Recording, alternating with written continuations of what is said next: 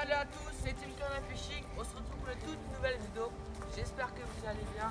Donc aujourd'hui c'est une petite vidéo au brochet et à la perche.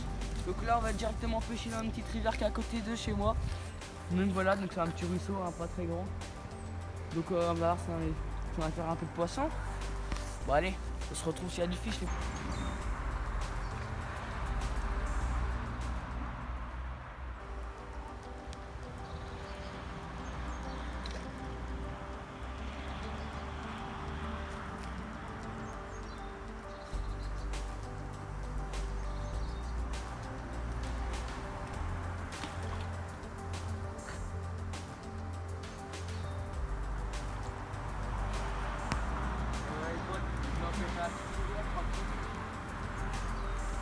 On va essayer de faire un petit brochet, ça serait bien.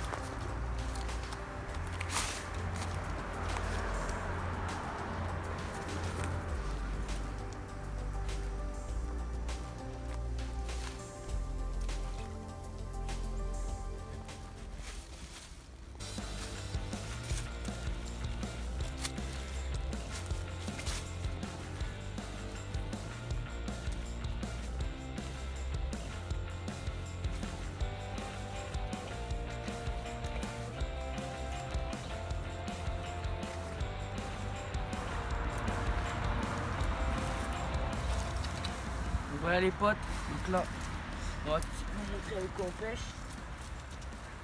Donc là on pêche avec un petit one-up 7 pouces, coloris rose fluo. Donc là je sais qu'un gros brochet ici, donc on va essayer de le faire. Mais pour l'instant il ne mord pas, donc on verra par la suite.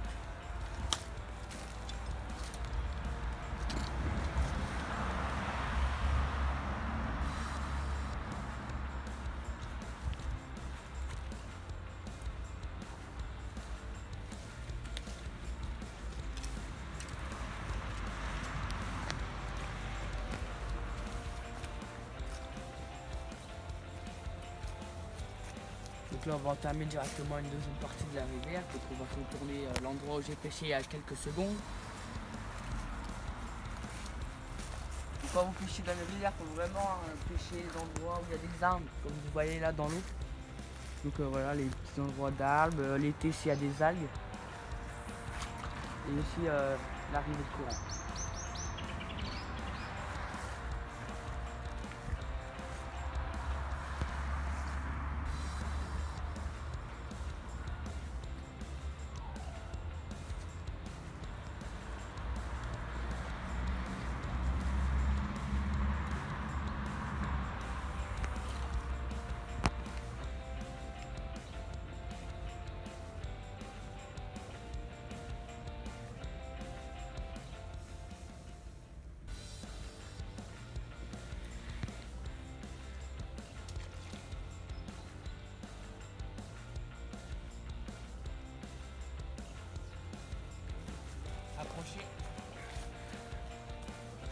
Donc là j'ai vu que le leurre assez gros quand même 7 pouces avec un coloris rouge ça ne marchait pas vraiment. Donc on va essayer de changer. Donc je pense là on va passer sur une plus petite taille. Donc je pense qu'on va passer sur du gunky, hein, des petits gunky, hein, orange et jaune, pailleté vert. Donc c'est une TP 10 grammes. Hein. Donc on va tester ça maintenant.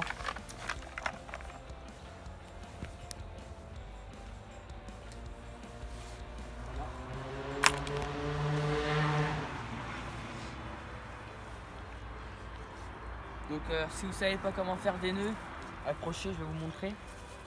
Donc vous passez le fil dans la boucle et avec votre fil, vous tournez environ 10 fois autour du fil central, du fil qui est jusqu'à la canne.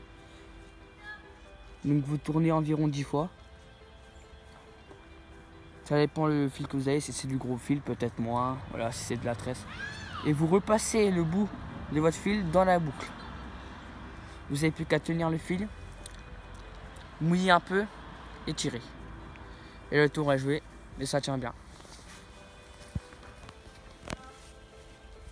Donc on va continuer sur ce point-là. Il faut bien insister.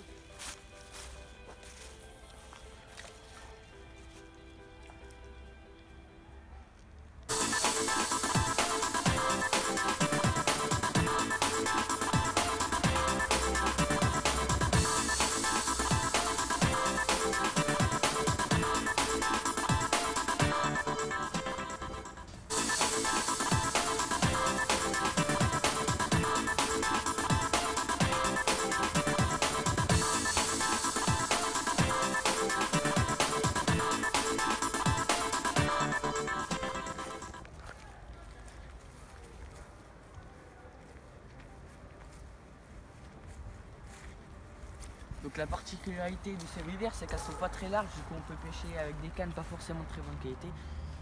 Par exemple des petites cannes, hein, pas pour lancer très loin. Donc là comme ça, donc là on va pêcher ici. Parce que c'est un très bon coin pour la perche. Donc votre leurre, vous pouvez l'animer de plusieurs façons. Hein. Moi comme là, j'anime avec des petits à-coups comme ça. Vous pouvez aussi très bien pêcher en linière. On va pêcher les obstacles en essayant de ne pas se prendre dans les branches, donc ça arrive quand même souvent. Tiens, je viens décrocher un brochet que j'ai vu derrière moi, ici.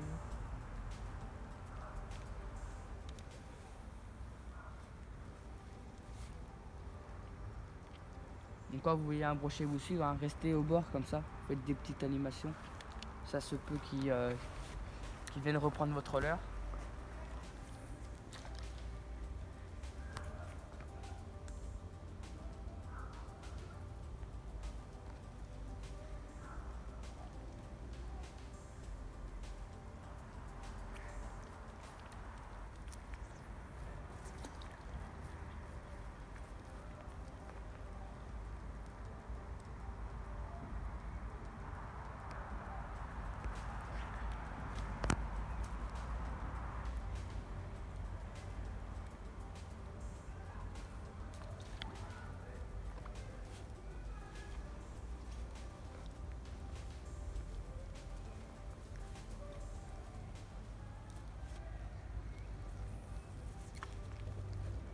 Comme là vous voyez, il y a des zones avec pas mal de branches et pas mal de courants. Donc c'est fortement conseillé de pêcher dans ces zones-là. Par exemple, surtout l'été, car il y a plus d'oxygène grâce au courant. Donc insistez sur ces postes-là.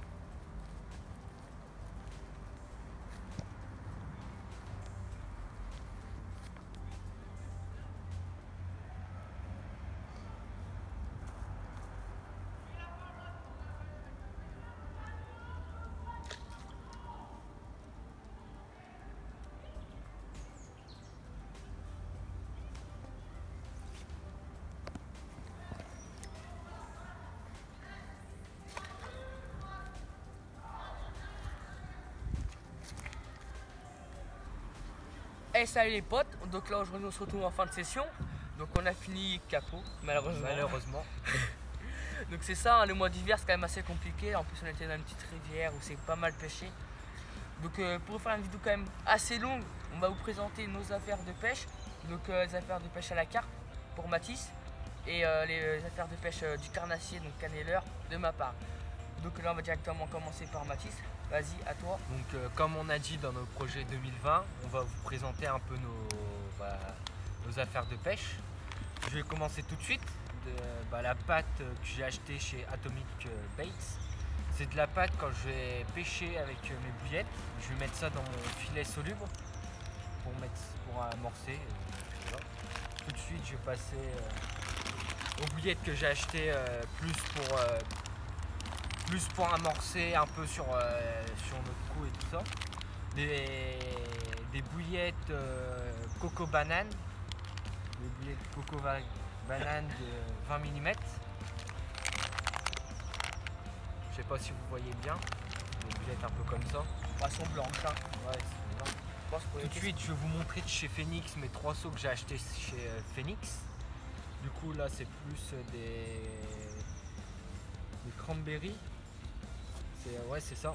C'est des cranberries. J'ai pêché ça avec. J'ai beaucoup pêché avec ça au mois de juin quand on a fait notre session l'année dernière. Donc voilà. C'est du 16 mm. Encore de chez Phoenix. Des bouillettes de 20 mm, mais là c'est des pineapple. Pour ceux qui savent pas ce que ça veut dire pineapple, ça veut dire non, ça veut pas dire banane, ça veut dire ananas en anglais.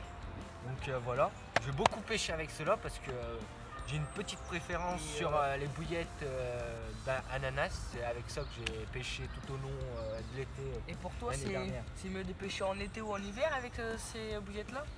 Plutôt en été quand il fait chaud et que les poissons y frais et qui aiment bien. Tout de suite on va vous présenter. Je vais vous présenter maintenant des bouillettes que j'ai achetées aussi. Toutes nouvelles pour moi. Bouillettes banane kiwi. Donc je sais pas ce que ça va donner. Je vais essayer. J'ai acheté ça chez Carp River. Et puis en achetant ça, ils m'ont donné avec des petits essais. On va dire ça comme ça. Là, je vais vous présenter des Piche Liver de chez Phoenix encore, 16 mm. C'est pêche faux, si je dis pas de bêtises en anglais. Donc voilà. Ouais, pendant les eaux chaudes, ça doit être pas mal. C'est pas mal. Ça doit envoyer. Ça sent le faux, mais quand on ouvre la bouillette, ça sent la pêche à l'intérieur. Donc assez sympa et à voir, parce que c'est aussi la première fois que je les utilise. Après, de chez Acrocarp, j'ai pris des bouillettes à la mangue. Des bouillettes à la mangue de 16 mm. Ça, je vais plutôt pêcher avec ça dans mes montages parce que, comme si je ne vous l'ai pas encore dit, dans mon étang, en été, il faut plus pêcher tout ce qui est bouillettes fruitées à la place bouillettes carnassiers et tout ça. Parce qu'il y a le problème encore des poissons chauds dans mon étang, donc plutôt pêcher aux fruités. Donc tout de suite,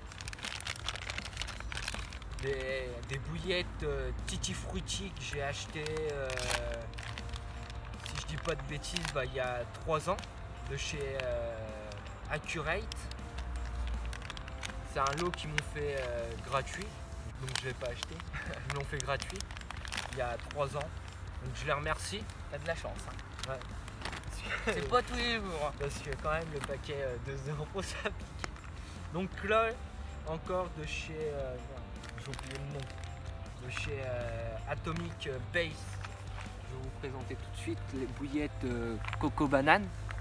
Avec ça, les pop-up coco banane. Avec ça, je vais pêcher beaucoup avec ça aussi dans mon étang. Parce que ça c'est très bon en gravière. Avec un petit dip coco banane aussi. Parce que son étang c'est une gravière. Hein. Une gravière, il y a quand même aussi un peu de base. Donc ce qui va avec du coup le dip au coco. Donc voilà. Là de chez Impact que j'ai acheté il y a 3 ans. Donc des pop-up fruity Tella. Comme je vous ai dit, j'ai acheté plein de bouillettes fruitées, plein. Et encore de chez Acrocarp des pop-up à la mangue. Voilà. Pop-up à la mangue. Puis on arrive sur la fin. Là j'ai pris de l'huile pour mélanger avec ma farine.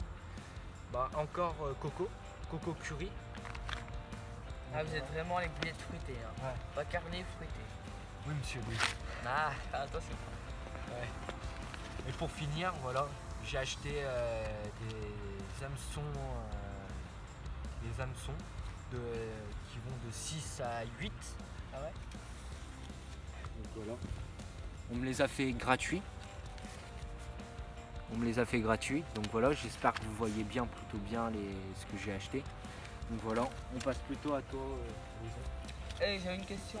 les as achetées où ces bouillettes et tout le reste? Je te l'ai déjà dit, dans un salon de pêche à Blaringen qui s'est déroulé en novembre.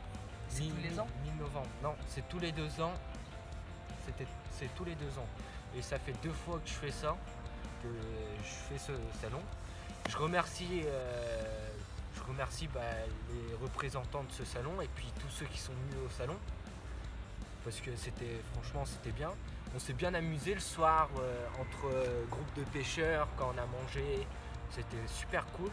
Du coup je remercie les organisateurs et puis ceux qui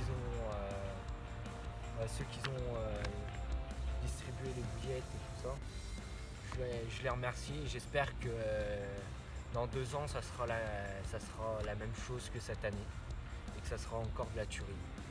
La tuerie, c'est marrant comme ça. Donc de ma part, on va vous présenter, je vais vous présenter Meller, donc parce que j'ai acheté il n'y a pas longtemps. Donc en sachet de 3, des One-Up, coloris rose fluo, donc des 7 pouces. Donc vous les trouvez dans plusieurs magasins, ils sont assez souples, donc ils sont franchement pas mal. Donc là on passe sur le des autres One-Up, 4 pouces, coloris naturel. J'espère que vous voyez bien. Donc là j'en ai acheté un sachet de 6 pour 15 €. Donc je suis acheté le week-end dernier. Donc c'est un petit crank avec des billes dedans. Et aussi un Whopper Pupper imitation chez Avenir Pêche que je l'ai acheté.